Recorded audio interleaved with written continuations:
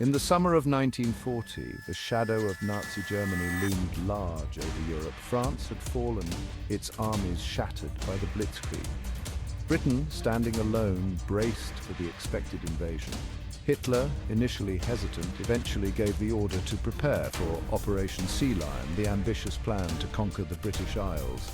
The English Channel, once a symbol of security, was now a perilous divide. For the residents of the Channel Islands, closer to France than England, the threat was even more immediate. The islands, with their strategic location in the English Channel, were a tempting prize for the Germans. Control of Guernsey, Jersey and the smaller islands would give the Nazis a forward base for air and naval operations. It would also be a propaganda coup, demonstrating the reach of Hitler's power and undermining British morale.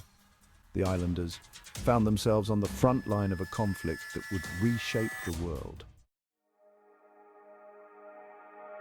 The Channel Islands, steeped in history and tradition, were ill-prepared for the storm that was about to break. Guernsey, the second largest of the islands, was a popular tourist destination known for its mild climate and picturesque harbours. Its inhabitants, fiercely independent and proud of their heritage, were suddenly confronted with the reality of war. Rumours of the impending invasion spread like wildfire, creating an atmosphere of fear and uncertainty. The British government, facing the threat of invasion on multiple fronts, made the difficult decision to demilitarize the Channel Islands. The islands were deemed indefensible against a major German assault. This decision, while strategically sound, left the islanders feeling abandoned and vulnerable. They were essentially left to face the enemy alone. As German troops prepared to cross the Channel, the fate of Guernsey hung in the balance. The German occupation of Guernsey was swift and decisive. On June 30th, 1940, German troops landed on the island, encountering no resistance. The Swastika flew over Guernsey, marking the beginning of a 5-year ordeal for its inhabitants. The Nazis immediately set about fortifying the island, transforming it into a key part of Hitler's Atlantic Wall, a formidable line of defences stretching along the western coast of Europe. Guernsey, along with its sister islands, would become one of the most heavily fortified places on Earth. Under the direction of the TOT organization, a Nazi engineering group, a vast network of bunkers, gun emplacements and tunnels was constructed. Concrete poured, steel clanged, and the landscape of Guernsey was forever altered. The island bristled with weaponry, from coastal artillery batteries capable of hitting targets miles away to machine gun nests hidden among the rocks. The scale of the fortifications was a testament to the importance Hitler placed on securing his western flank against a potential Allied invasion. For the people of Guernsey, the German occupation brought about profound changes to every aspect of their lives. The island, once a peaceful haven, was now under the control of a regime that imposed its will with ruthless efficiency. Food and other essential supplies became scarce as the war progressed. The German authorities implemented a strict rationing system, and islanders had to make do with meager rations. Malnutrition became a serious concern, particularly for children and the elderly. The islanders' movements were restricted, and a curfew was imposed. Public gatherings were banned, and any form of dissent was met with swift and brutal reprisal.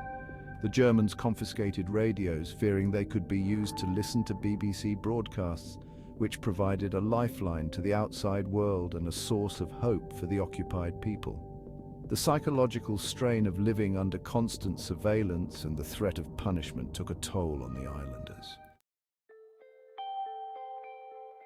Section 5. Resistance and Resilience. Despite the hardships and dangers, the spirit of resistance flickered on Guernsey. Acts of defiance, though small and often clandestine, served as a reminder that the Nazi grip was not absolute. Some islanders risked their lives to hide escaped prisoners of war, providing them with food and shelter until they could escape to England. Others engaged in acts of sabotage, disrupting German operations whenever possible. Secret radios, hidden from German patrols, became vital links to the outside world, broadcasting news of Allied victories and bolstering morale. The BBC, aware of the importance of maintaining contact with occupied territories, included coded messages in its broadcasts, providing instructions to resistance groups and offering hope to those living under Nazi rule.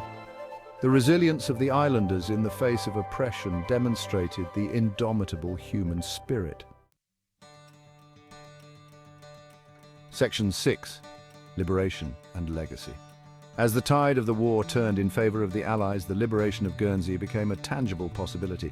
The islanders, who had endured years of hardship and uncertainty, dared to hope for a brighter future. On May 9, 1945, their prayers were answered. British troops landed on Guernsey, greeted by the jubilant cheers of liberated islanders.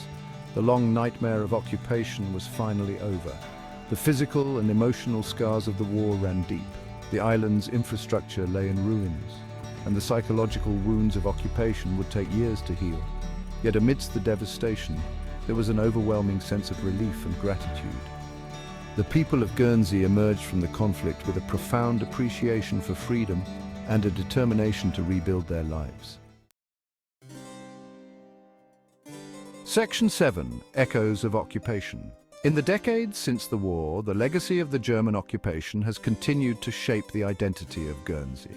The island's landscape still bears the physical reminders of that tumultuous period. The imposing concrete structures, once symbols of Nazi might, now stand as silent witnesses to the resilience of the human spirit. Many of the fortifications have been preserved as historical sites, attracting visitors from around the world. The wartime experiences of Guernsey have been documented in books, films, and museums, ensuring that future generations will never forget the sacrifices made by those who lived through the occupation. The island's story serves as a stark reminder of the human cost of conflict and the importance of preserving freedom and democracy. Section 8 to Guernsey, a microcosm of war. The story of Guernsey during World War II is a microcosm of the larger conflict. It illustrates the devastating impact of war on civilian populations, the brutality of totalitarian regimes, and the enduring strength of the human spirit in the face of adversity. The island's experience also highlights the strategic importance of seemingly insignificant locations in the grand scheme of global conflict. The German occupation of Guernsey serves as a cautionary tale about the fragility of peace and the ever-present need for vigilance against those who would seek to undermine freedom and democracy. Section 9. Lessons from a Conquered Isle. Guernsey's wartime experience offers valuable lessons for our time. It reminds us that the fight for freedom and democracy is never truly over. It underscores the importance of unity, resilience, and unwavering resolve in the face of oppression. The story of Guernsey's occupation is a testament to the indomitable human spirit and its capacity for hope, even in the darkest of times. As we navigate the complexities of the 21st century, let us draw inspiration from the courage and resilience of those who endured the hardships of war, and let us never take our freedom for granted. The lessons learned from Guernsey's past can help guide us towards a future where such conflicts are relegated to the history books.